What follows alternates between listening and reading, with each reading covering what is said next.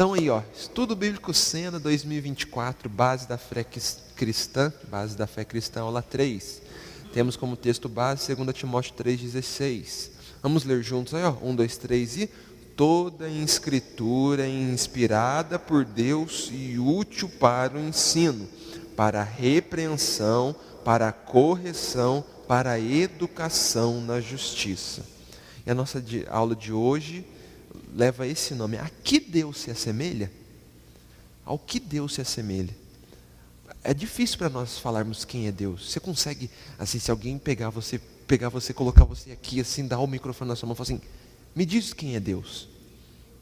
O que é Deus? Quem é Deus?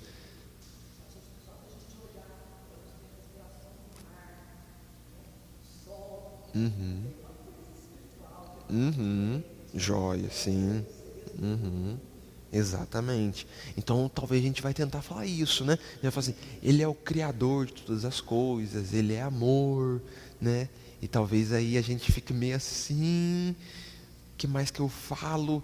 Ele é tudo, não é verdade? É isso que a gente vai falar no final das contas, né? Mas meus irmãos, a gente pode ir, né, destrinchando ainda mais para podermos conhecer e entender a partir da própria palavra quem é Deus, né? A palavra nos mostra muito disso, né? Então na semana passada, né, a gente, né, quase que viu toda a aula da semana passada novamente, a gente viu e entende que a Bíblia ela é a suprema fonte de si mesma, né? A Bíblia é a suprema fonte de si mesma. Ela realmente responde a si mesma, né? E ali na Bíblia nós encontramos quem é Deus. Nós conhecemos mais de Deus. Nós vemos e vamos conhecendo quem é o nosso Deus, né? E todas as informações que nós temos de Deus, nós vamos encontrar na palavra. Tudo que nós temos de informação sobre Deus é lá na palavra que nós encontramos. E se houvesse alguma fonte mais elevada de informações sobre Deus, isso significaria o quê? Que então ele não seria Deus. Por quê? Que ele deixou a Bíblia para nós. Por isso, meus irmãos, que nós temos que entender o quê? Que na Bíblia nós temos a fonte maior de conhecimento de Deus.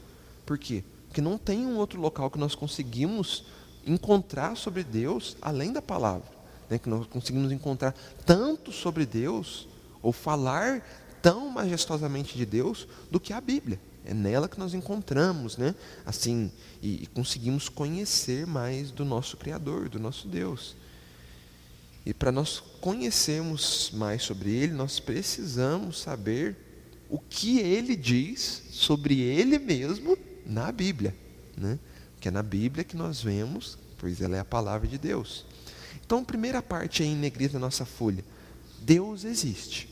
Ele existe. Esse é um ponto irrefutável para nós, né?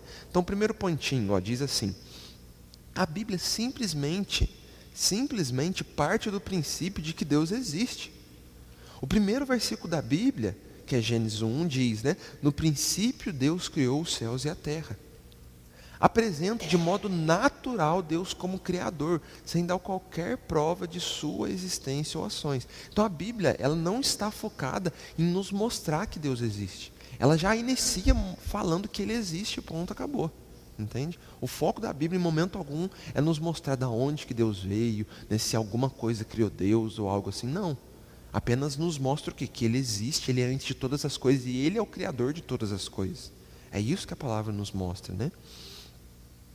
E a palavra também nos mostra, meus irmãos, né, a palavra, as Escrituras também nos diz que todas as pessoas, em todo lugar, qualquer lugar do mundo, todas as pessoas têm um profundo senso interior de que Deus existe, de que elas foram criadas por algo. E isso daí é fonte de estudo, meus irmãos. Você pegar povos como incas, astecas e maias, povos que já foram extintos, você encontra algumas poucas coisas sobre eles e mostram que eles criam em um Deus, né, que era criador de todas as coisas. Isso é um pouco complexo, porque nem todos os povos creem no nosso Deus. Criam em outros deuses, né, criavam seus próprios deuses, mas todos sempre acreditaram que havia um Deus criador, um Deus que os criou, né? E essa é a marca que Deus criou, deixou em todos nós. É uma marca que deixou. A ciência, né? A gente vê, por exemplo, Isaac Newton tentando trazer a ideia de que nós viemos do macaco. Isso foi aceito até um certo tempo pelos cientistas, mas hoje isso já caiu por terra, até no meio científico. Os cientistas creem que nós somos, né, que a gente veio de algo, a gente foi criado através de algo.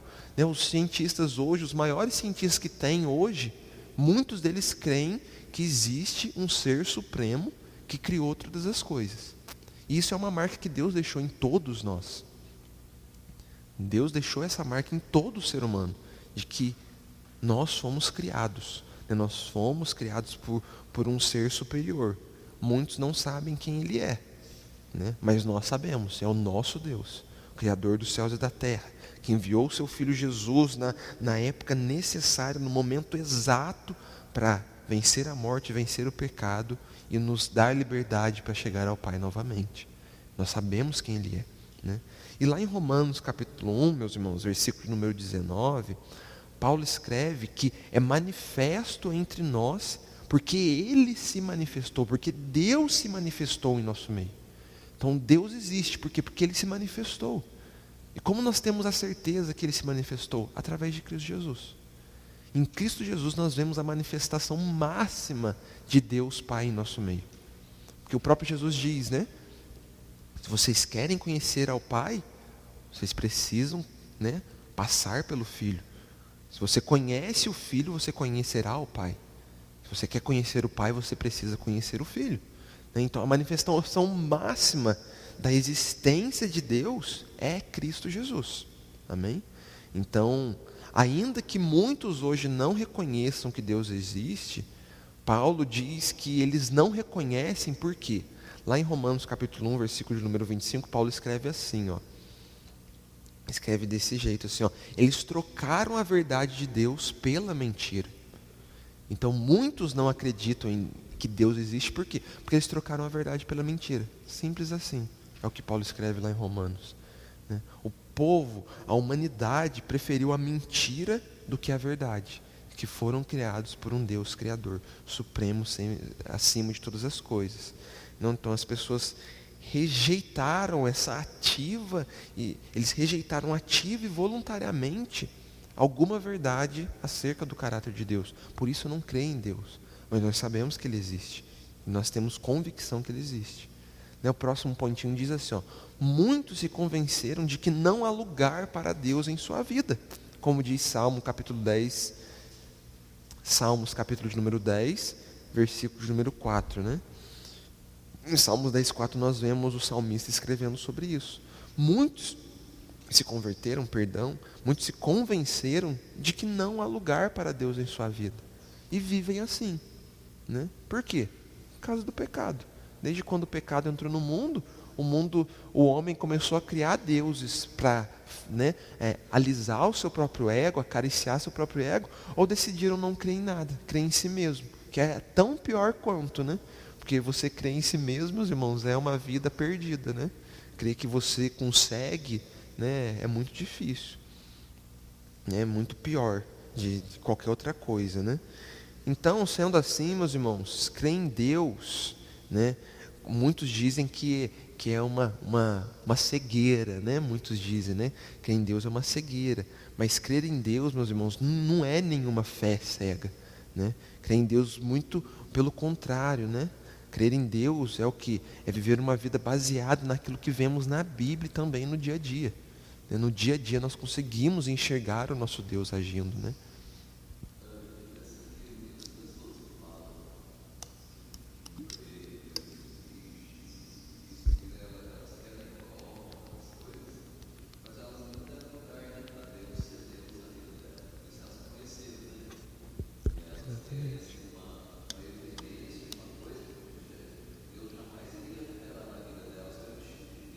Uhum. Exatamente. Exatamente.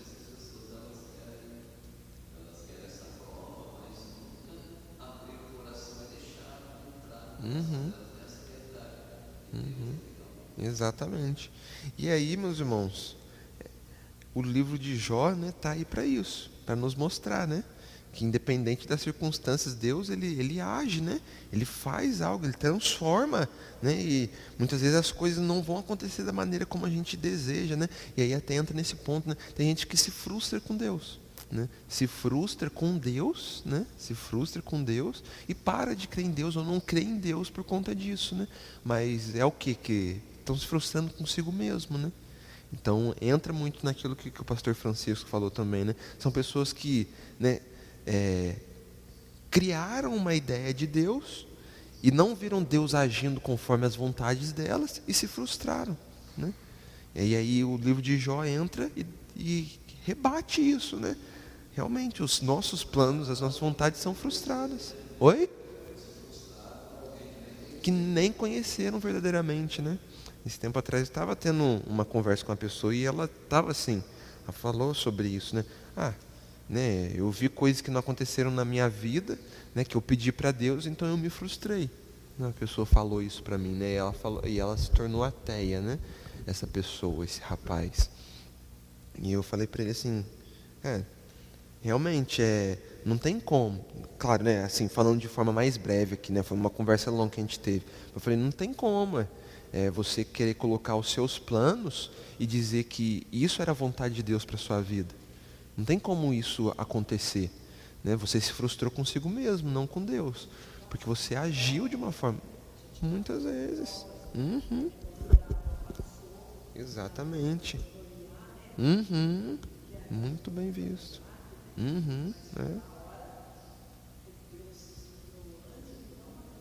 Exatamente. Enviou o cordeirinho ali. É. A gente vê depois novamente lá uma outra história maravilhosa também, é a história de José, né, que a gente estudou em Gênesis, né? Gente, nada que acontece na vida de José era algo que ele pediu para Deus, ou que ele queria, ou as vontades dele, nada ali foi a vontade de José, foi a vontade de Deus sendo estabelecida, né? E isso fez o quê? Com que toda uma nação fosse salva. É maravilhoso ver isso, né? Deus não agiu conforme a vontade de José, mas José entendeu a vontade de Deus e viveu conforme a vontade dele, né? Então, sim,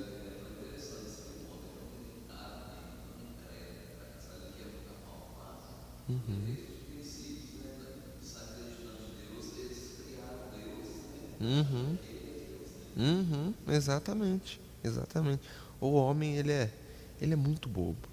Por isso que a gente tem que ler provérbios mesmo, né? Pra gente não ser tolo nessa vida, né? Que o homem, não vendo a vontade dele sendo feita através de Deus, começou a criar seus próprios deuses para viver a sua própria vontade. É exatamente isso, né? Que o pastor Francisco acabou de trazer para nós. É isso, né? A gente tem que ler provérbio para não ser tolo, né, meus irmãos? Então Deus existe, esse é um ponto-chave. E a Bíblia não está interessada em nos mostrar de onde que ele veio, como ele surgiu, né? E isso nem é algo que a gente tem que ficar debatendo, né? Assim, da onde que Deus veio? Alguém criou Deus? Não, nada criou Deus, ninguém criou Deus, ele é a existência de todas as coisas. E se a gente quiser saber alguma coisa, é só viver uma vida correta e ir para o céu que a gente vai ter resposta para essas coisas, né? Próxima ponte aí, a próxima parte em negrito aí, ó. Deus é conhecível. É possível nós conhecermos a Deus. Então, ó, pontinho na nossa folha. Deus não apenas existe. Ele existe de tal modo que podemos conhecer coisas a seu respeito e chegar a conhecê-lo pessoalmente. Então quer dizer que nós conseguimos conhecer a Deus de forma pessoal. Nós conseguimos conhecê-lo de forma pessoal. Então aí, ó, meus irmãos, um ponto-chave dentro disso é o quê? É que nós nunca conheceremos Deus plenamente, mas nós conseguimos conhecer a Ele. Por que que a gente não consegue conhecer Deus de forma plena? Porque Ele é infinito e nós somos seres finitos, né? Enquanto Ele é infinito, nós somos seres finitos. Por isso nós não conseguimos conhecer a Deus de forma plena, né? Tanto faz que a palavra vai nos mostrar isso várias vezes. Os Salmos, né, vai nos falar sobre isso várias vezes. Lá no Salmo 147, versículo de número 5, diz assim, ó: é impossível medir o conhecimento de Deus. Um outro salmo que é maravilhoso depois, né? Se quiser até escreve aí, ó, ler o Salmo 139, né? Se quiser escrever na sua folhinha, porque o Salmo 139 nos mostra a plenitude de Deus, né? Nos mostra muito sobre essa plenitude de Deus. Lá no Salmo 139, versículo de número 6, por exemplo, vai dizer assim, que é demais para nós a majestade de Deus, a maravilha dele. Eu vou abrir lá no Salmo 139, que é mais lindo de ler do que apenas de falar, né? Salmo de número 139. Eu amo tanto o Salmo de número 139, meus irmãos, que eu rabisquei aqui na minha Bíblia de uma forma única, né? Joguei um rosa-choque aqui. Rabisquei com vontade mesmo, né? O Salmo 139 aqui. Vai ficar bem tênue assim na minha visão, né?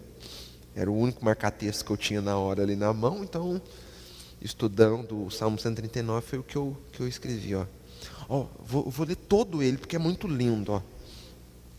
E o Salmo de número 39 nos traz o entendimento da onisciência e da onipotência de Deus. Então, para você ver, diz assim, ó, é um salmo de Davi, né? Ao mestre de canto, é uma oração e também um louvor a Deus. Ó, diz assim, ó, Senhor, tu me sondas e me conheces, sabe quando me assento e quando me levanto, de longe penetra os meus pensamentos, esquadrinhas o meu andar e o meu deitar, conhece todos os meus caminhos, ainda a palavra me não chegou à língua, e tu, Senhor, já conheces toda. Tu me cercas por detrás e por diante, sobre mim pões a mão. Tal conhecimento é maravilhoso demais para mim, é sobremodo elevado, não posso atingir. Aí a partir do versículo 7 é muito interessante, diz assim, ó, para onde me ausentarei do teu espírito? Para onde fugirei da tua face? Se subo aos altos céus, lá estás. Se faço a minha cama no mais profundo abismo, lá estás também. Se tomo as asas da alvorada e me detenho nos confins dos mares, ainda lá me haverá de guiar a tua mão, e tua destra me sustentará. Se eu te digo, as trevas com efeito me encobrirão, e a luz ao redor de mim se fará noite, até as próprias trevas não te serão escuras. As trevas e a luz são a mesma coisa. Pois tu formaste o meu interior, tu me teceste no seio de minha mãe. Graças te dou, visto que por modo assombrosamente maravilhoso me formaste. As tuas obras são admiráveis e a minha alma o sabe muito bem. Os meus ossos não te foram encobertos, quando no oculto fui formado e entretecido como nas profundezas da terra. Os teus olhos me viram a substância ainda informe, e no teu livro foram escritos todos os meus dias, cada um deles escrito e determinado, quando nenhum deles havia ainda. Que preciosos para mim, ó Deus, são os teus pensamentos, e como é grande a soma deles. Se os contasse, excedem os grãos de areia. Contaria, sem jamais chegar ao fim. Tomara, ó Deus, desse cabo do perverso. Apartai-vos, pois, de mim, homens de sangue. Eles se rebelaram insidiosamente contra ti, e como teus inimigos falam malícia. Não aborreço eu, Senhor, os que te aborrecem, e não abomino os que contra ti se levantam. Aborreçam-os com ódio consumado, para mim são inimigos de fato. Sonda-me, ó Deus, e conhece o meu coração. Prove e conhece os meus pensamentos. Vê se há em mim algum caminho mau, e guia-me pelo caminho eterno. É incrível esse salmo, meus irmãos. Realmente traz toda a ideia de que Deus é Deus, de que Deus sabe todas as coisas, né? Antes mesmo que a palavra venha à minha boca, o Senhor já conhece todas elas. Antes mesmo, quando eu era ainda substância informe, o Senhor já me conhecia. Todos os dias das minhas vidas já estão escritos no seu livro. É incrível esse salmo, né? Então esse salmo, meus irmãos, nos mostra o quê? Que nós conseguimos, né, conhecer a Deus, mas por Ele ser infinito, nós não conseguimos conhecê-lo completamente, certo? Então nós não conseguimos conhecer tudo sobre Deus, por quê? Porque Ele é onipotente, onipresente, onisciente, né? Então, continuando aí, ó, o próximo ponto da nossa folha. Embora nunca conheçamos a Deus completamente, podemos conhecê-lo pessoalmente.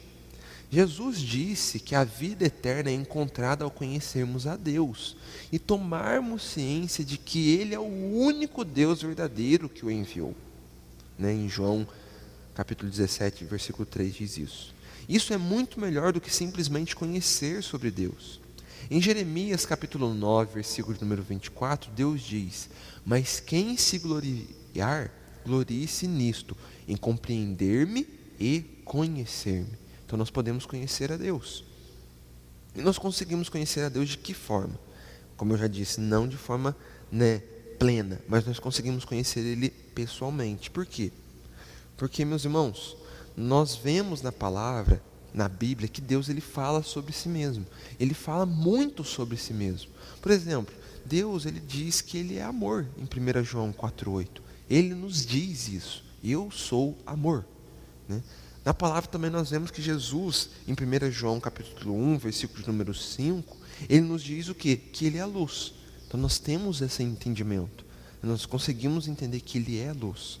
Em João 4, versículo 24, Deus diz que Ele é Espírito. Então são coisas que vão nos mostrando quem Ele é, nos mostrando e nos apontando quem Ele é. Em Romanos capítulo 3, versículo de número 26, vai dizer que Deus ele é justo. Então tem coisas aí que nós temos dele. Isso nos faz conhecê-lo de forma pessoal. Nós podemos ter amor? Nós podemos ser justos? Sim.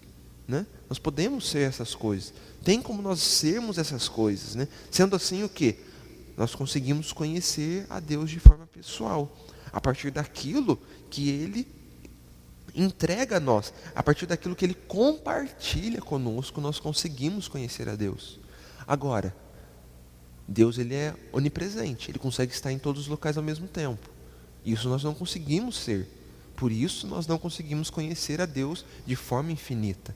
Entende? Por isso que nós não conseguimos. Ele é onipotente, Tudo, Ele pode fazer tudo conforme a própria vontade dEle, Conforme os desejos dEle, Ele pode agir e fazer do jeito que Ele quiser. A gente consegue fazer isso? Não consegue, Nós não temos poder, Ele é onisciente, Ele sabe tudo que passa na mente de todos, Nós conseguimos fazer isso? Não, nós não conseguimos.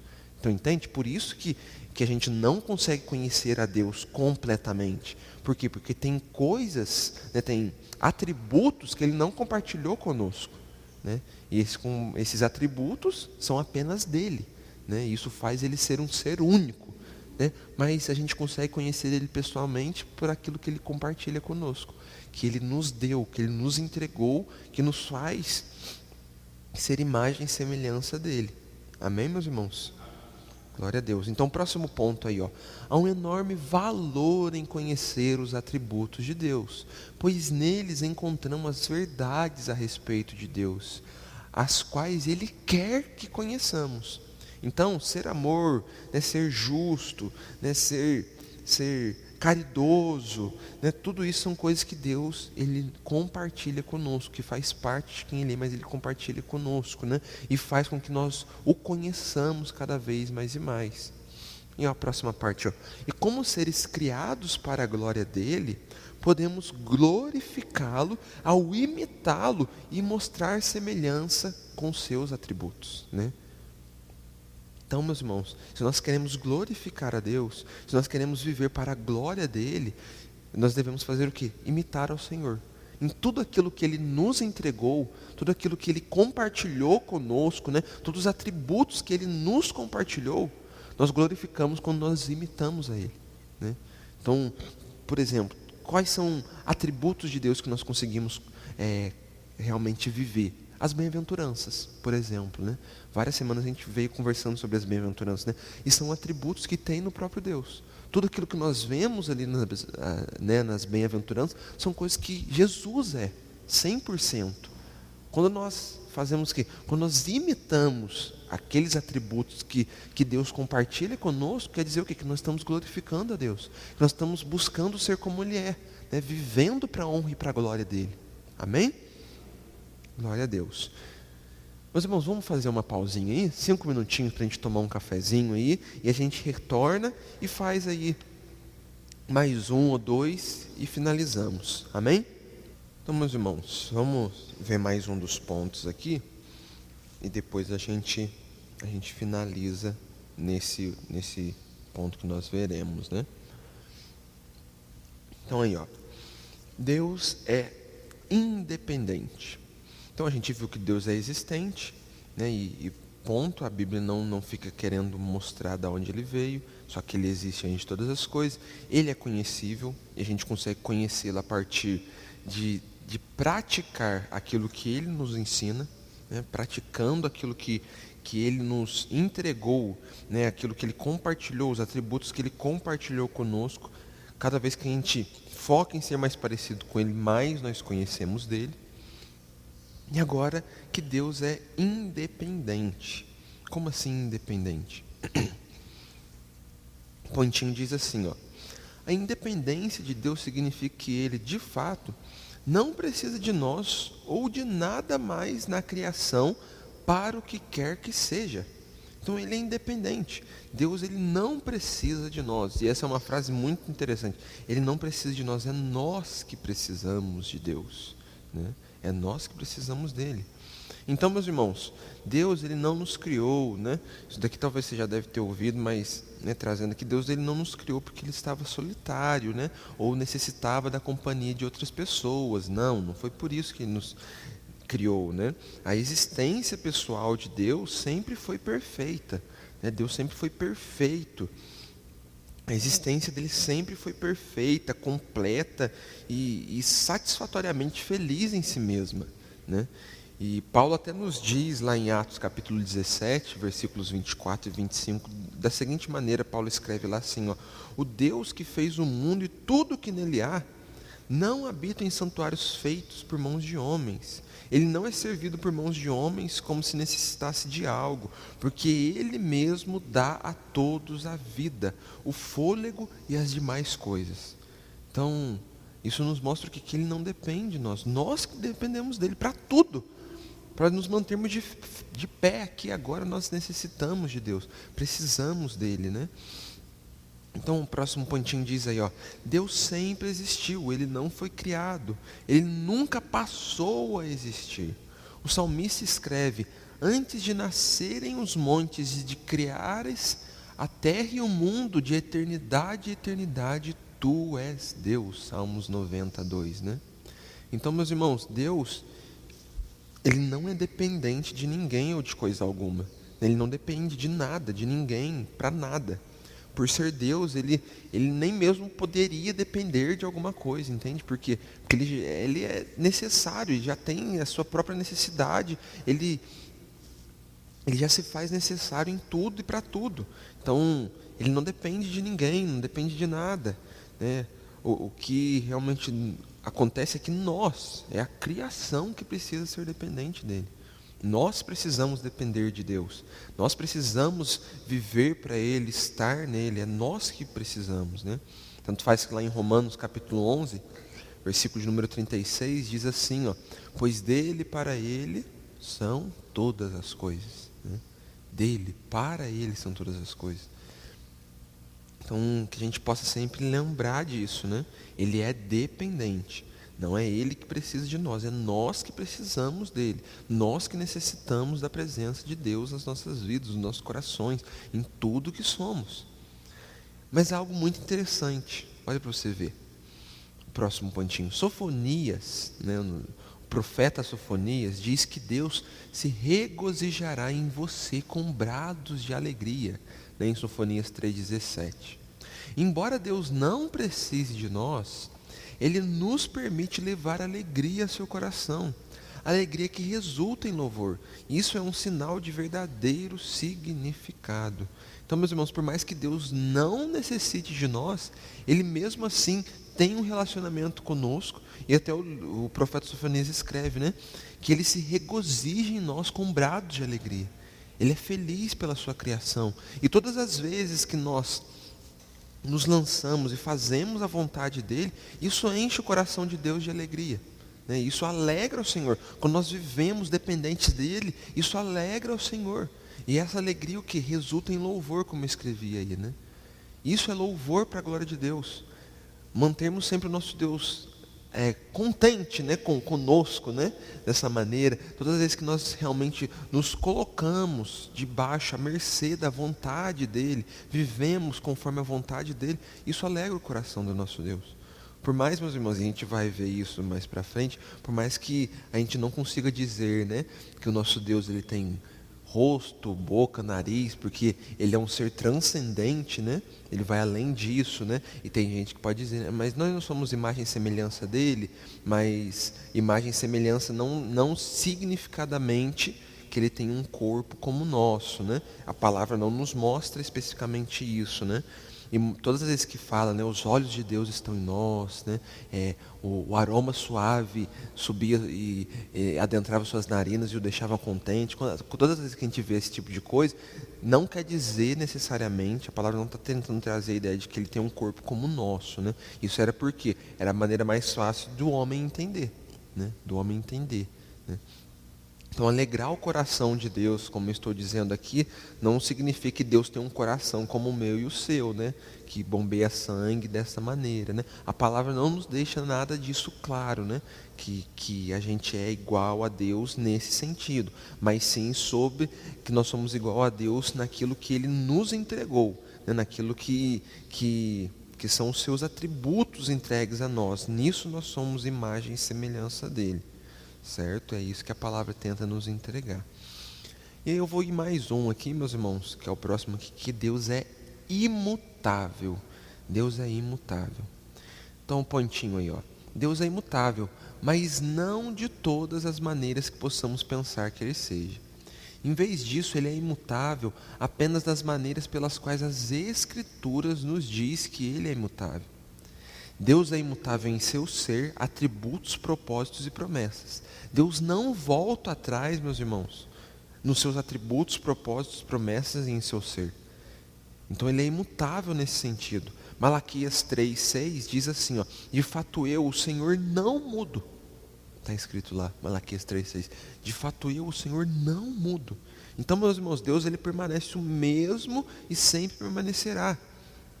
Nós não somos como Ele nesse sentido, né? Nós somos mutáveis, nós mudamos, né? O nosso ser ele muda, né? Cada vez mais e mais nós vamos mudando, né? Nós vamos crescendo, nós vamos mudando, né? A gente vai envelhecendo, a gente cresce, né? A gente chega no ápice, depois a gente começa a envelhecer. A nossa vida é dessa forma, a gente vai mudando, o nosso ser vai mudando. A gente um dia está bravo, outro dia está triste, um dia está alegre. Em todas as questões nós vamos mudando, mas Deus não. Nesse sentido, ele é totalmente imutável, né? Ele não muda, o seu ser é o mesmo desde antes de todas as coisas. Os atributos de Deus são os mesmos desde antes de todas as coisas. Os propósitos dele, né? Ele tem os seus propósitos firmados com o seu povo, como a gente vê na palavra, e as suas promessas também firmadas com o seu povo, e ele não volta atrás, né? A palavra nos mostra o quê? Que o pecado é pecado e vai ser sempre pecado. O homem tenta mudar a Bíblia, né? Hoje a gente vê que os homens têm tentado mudar cada vez mais e mais a Bíblia, né? Hoje em dia a gente vê que tem igrejas, né, que são homossexuais, né? Sendo que a própria palavra, se a gente for ler a palavra, meus irmãos, tem versículos claramente dizendo que isso é abominação diante dos olhos de Deus, né? Mas aí o que o homem tenta fazer? Mudar até a própria palavra de Deus, né?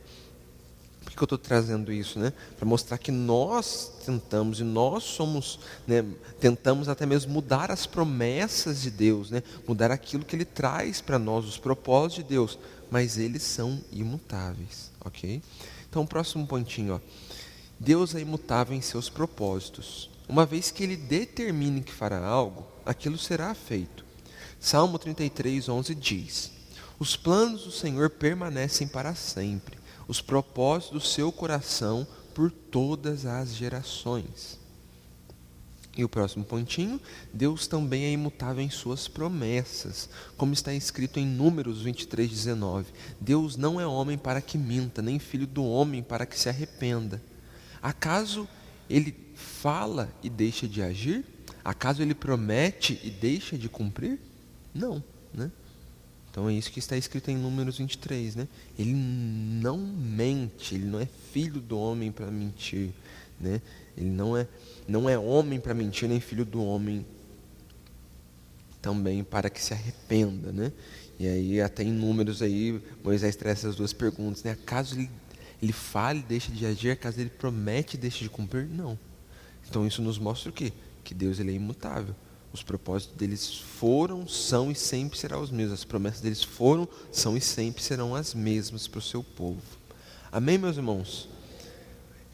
Não vou dar continuidade, vamos parar aqui, né? Tem bastante coisa ainda para a gente ver, né? E essa aula aqui eu já ia até dividir em duas mesmo, porque tem mais coisas que eu iria trazer além daquilo que está aqui, né? Mas isso daí é um pouco para a gente conseguir conhecer mais o nosso Deus, né? E se um dia alguém chegar e perguntar para nós quem é o seu Deus, você tem aí, ó, que é só daquilo que a gente aprendeu hoje, né? 1, 2, 3, 4, 5, 6, 7, 8, 9, 10, 11. Né? Teria pelo menos aí 11 coisas que você poderia trazer de forma muito pontual sobre quem é o seu Deus, né? E isso nos faz conhecer mais dele, é muito importante. Amém, meus irmãos?